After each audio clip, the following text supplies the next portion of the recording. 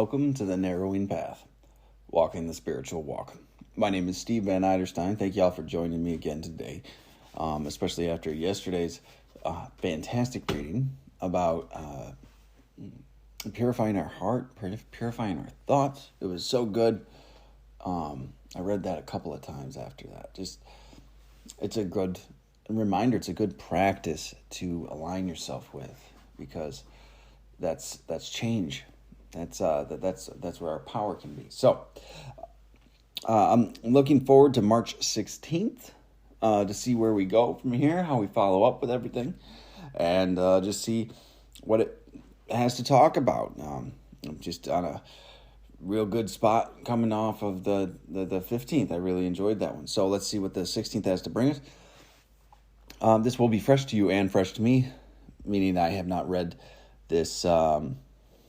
I have not read this daily meditation before I read it today on the podcast. So here we go for March 16th of James Allen's Daily Meditations.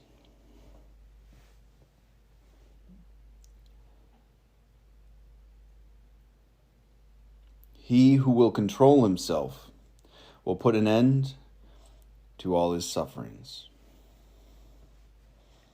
Blessed is that day, and not to be forgotten, when a man discovers that he himself is his own undoer and his own savior.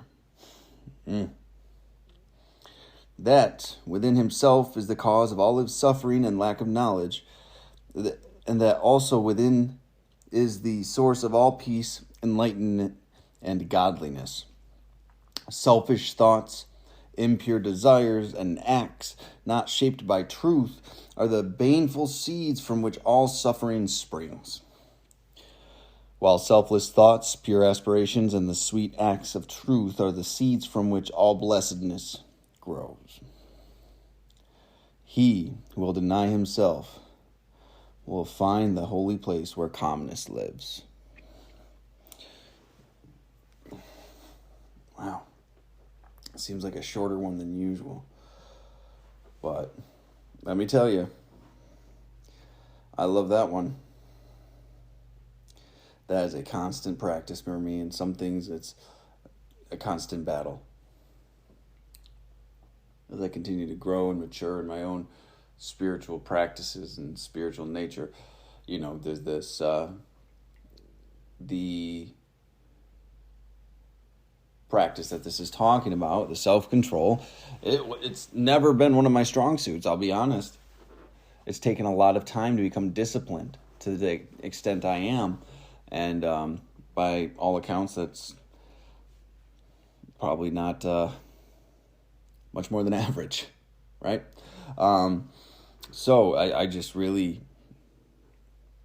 yesterday's was about the thinking, today's about the actions, right? Like, holy cow, what a combo. So, start again with it. It starts with, he who will control himself will put an end to his sufferings. I mean, isn't that the truth?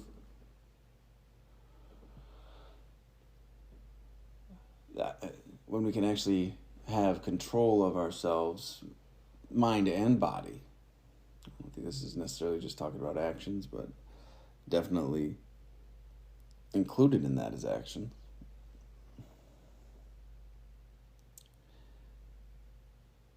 He who controls himself will put an end to his sufferings. So you control your thoughts, you control your actions, you control your intentions. And what drives that? I've said it before on here. I do believe, though,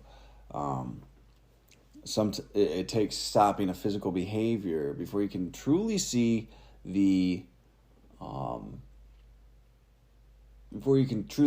fully the driving force behind it, the thoughts that are behind it, and then from there you can get the belief, and then you can get to the belief, you can tear that apart, and you can change the belief through repetitive and intentional thinking and directing your thoughts.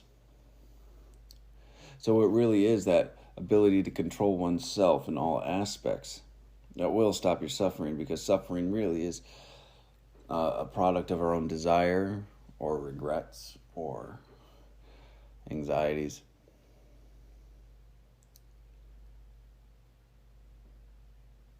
Which is pretty amazing to learn, and it's an empowering thing, at least for me it is. But when you subscribe to it puts a lot of responsibility on your shoulders, on my shoulders, because now I am responsible for my own life, which might sound ridiculous. Of course I am. But not many, it wasn't very often that I realized that. It took me a year or two into sobriety to really grasp the concept even. Blessed is that day, and not to be forgotten, when a man discovers that he himself is his own undoer and his own savior. Oh, there we go. That's what I was talking about right there. The moment I realize that my life, I am the summation of every thought and action I've taken in my entire life, that is where I am right now and how I got to where I am, right?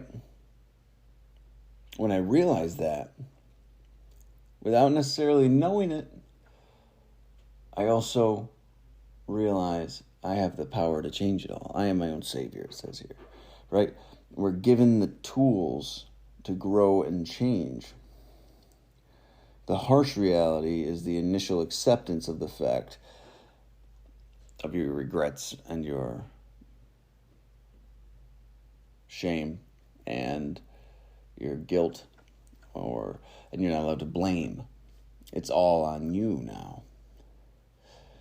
That's the hardest part to walk through in the beginning, but after you do that, the power really, it's in your hands to change yourself, to change your life, to grow and meld together something beautiful. You can change the rest of your life starting today, and that's beyond fantastic. It's magnificent. It's awe-inspiring even. He goes on to then say, that within himself is the cause of all his sufferings and lack of knowledge. And that also within is a source of all peace, enlightenment, and godliness, right? That within himself is the cause of all suffering and lack of knowledge. So we get in our own way. We cause all of this. Our arrogance keeps us from knowledge.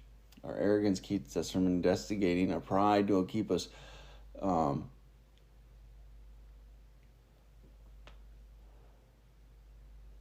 sulking almost in our own contemptuous opinion.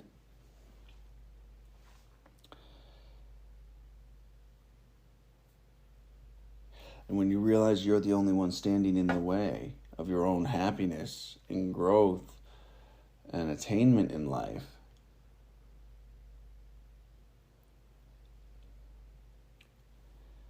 it gives you this opportunity to find that source of all peace, enlightenment, and godliness.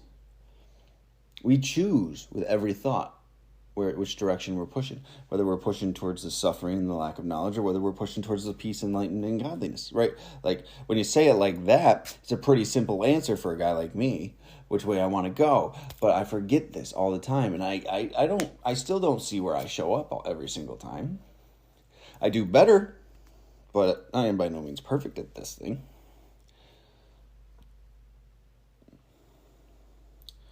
But each day I'm seeing more and more where I can change and pursue that peace, enlightenment, and godliness.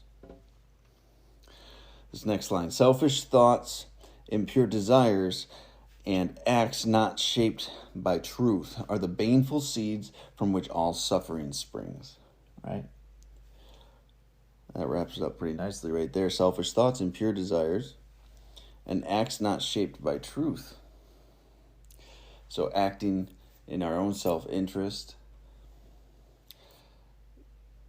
acting selfishly regardless of consequence to others, completely self-centered, completely and only paying attention to self and very rarely having a byproduct of helping someone else out. But if it is, it's usually for our own personal attainment anyway. It's never our mission or our goal, or when we're in that state at least. And then impure desires, like all of those lustful thoughts, all of the greedy thoughts, all of the prideful thoughts, all of those things we want to feed our ego, all those things we want to feed our false sense of self and accomplishment. Those empty rewards and empty pleasures. And then finally, the acts not shaped by truth. So things done not in the light of the truth and the good and God, but selfish, being deceitful, dishonest, being despairing, fearful, cowardly. Those actions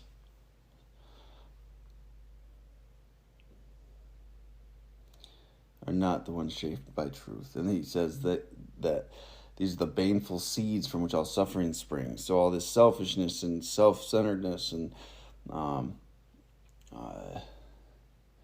disregard for principle that leads to our own suffering.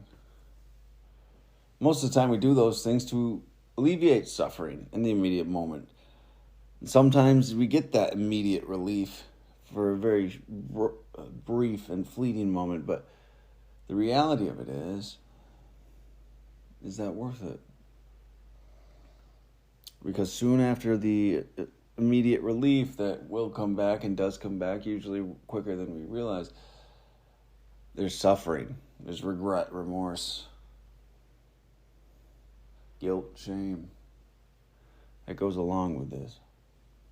And we choose to inflict that on ourselves at some point.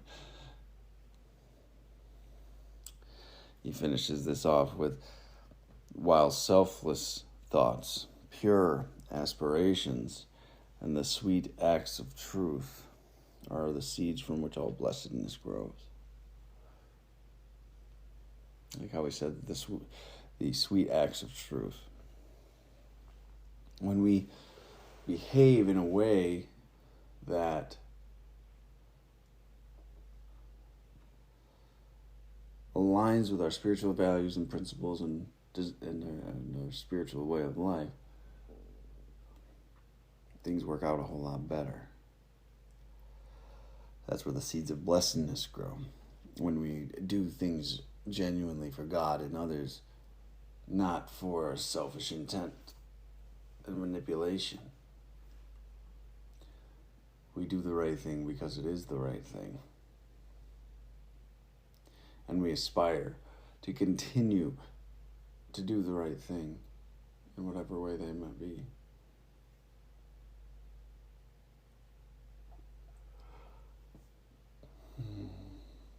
And that's where the seeds of all blessedness grow. When we align ourselves with the greatest good that we possibly can. That is where the sweet acts of truth and seeds from which all blessedness grow.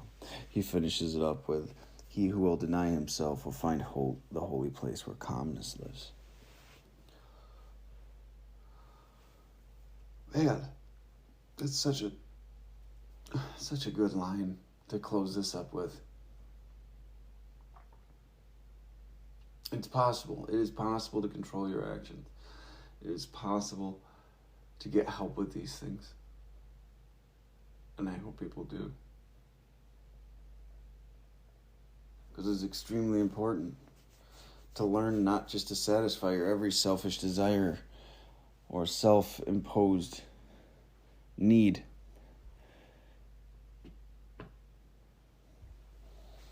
You're just living on emotion at that point. You're just living on empty pleasure. And it never ends well.